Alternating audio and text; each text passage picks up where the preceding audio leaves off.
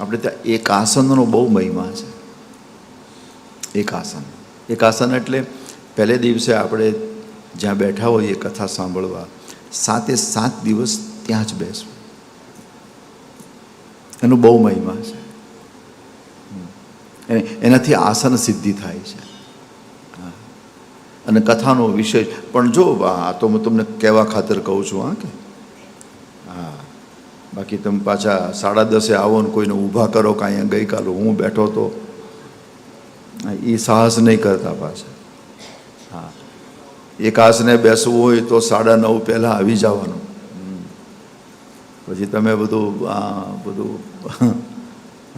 ઋષિકેશ જોઈને 10:30 અને આવીને ઊભા થાવ, અહીંયા ગઈકાલે હું બેઠો, મારે એક આસને બેસીને સાંભળું, એ નહીં.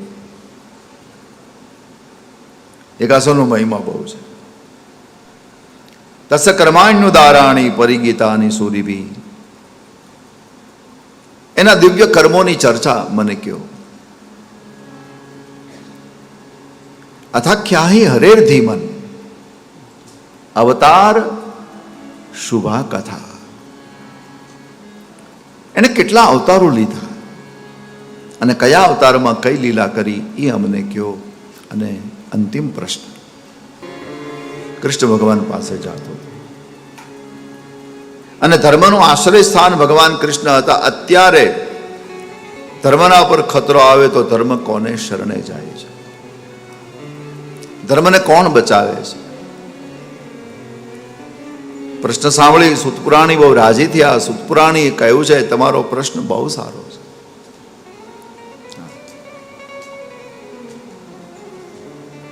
સુજીએ કથા શરૂ કરતા પહેલા પોતાના ઈષ્ટ આરાધ્ય સદગુરુ ભગવાન સુખદેવને પ્રણામ કર્યા છે. અંધકારથી મુક્તિ દેનારું આ ભાગવત અંધારામાં ભટકતા લોકો માટે, કળયુગમાં ભટકતા લોકો માટે કરુણા કરવા માટે સુખદેવજીએ આને ગાયું છે. અને એવા સુખદેવને હું પ્રણામ કરું છું.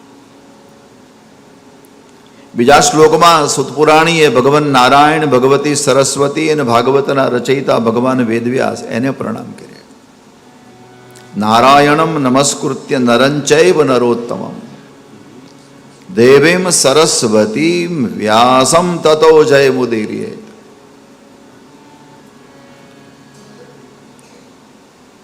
ભગવાન નારાયણ, ભગવતી સરસ્વતી, ભગવાન વ્યાસ, જેણે મહાભારત લખી અને જગતમાં પ્રકાશ ફેલાય. જય તતો જય મુદીર. જય એટલે મહાભારતનું પહેલું નામ જય છે,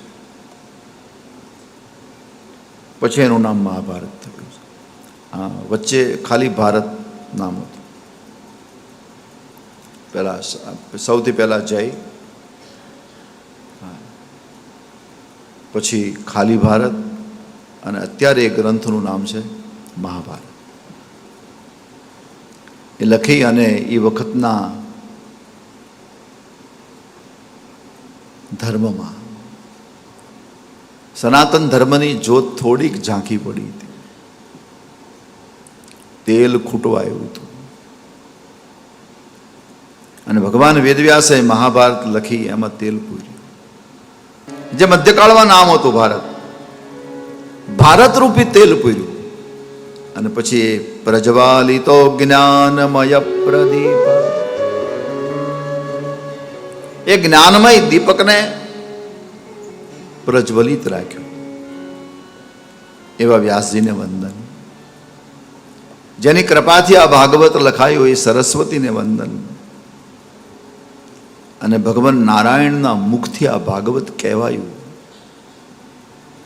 એ ભગવાન નારાયણને વંદન. અને પહેલા પ્રશ્નનો જવાબ આપ્યો. આપણો પહેલો પ્રશ્ન છે, કળયુગમાં જીવોનું કલ્યાણ કેમ થાય? પહેલા તો આપણે એક વાત સમજી લઈએ, કલ્યાણ એટલે શું. આપણે બધાએ આપણું કલ્યાણ કરવું, પણ કલ્યાણ કરવું એટલે શું કરવું? એવી કઈ ઘટના આપણા જીવનમાં ઘટે કે આપણે એમ કહીએ કે મારું કલ્યાણ થઈ ગયું? એવી કઈ વસ્તુ આપણા હાથમાં આવી જાય કે આપણે એમ સ્વીકારી લઈએ કે મારું કલ્યાણ થઈ ગયું? એટલે કહેવામાં આવ્યું કે ભાઈ, માનવનું જે લક્ષ્ય એ ભગવાનની પ્રાપ્તિ છે. મને તમને પરમાત્માએ જન્મ આપ્યો છે એને મળવા માટે. આપણા જન્મનું લક્ષ્ય શું? ભગવાનની પ્રાપ્તિ. અને બીજું કે ભગવાનની પ્રાપ્તિની બધી જ ફેસિલિટી સાથે મને તમને મોકલ્યા છે. બીજી કોઈ વ્યવસ્થા હોય કે નહીં, પણ ઈશ્વરને મળવાની વ્યવસ્થા આપણી પાસે છે.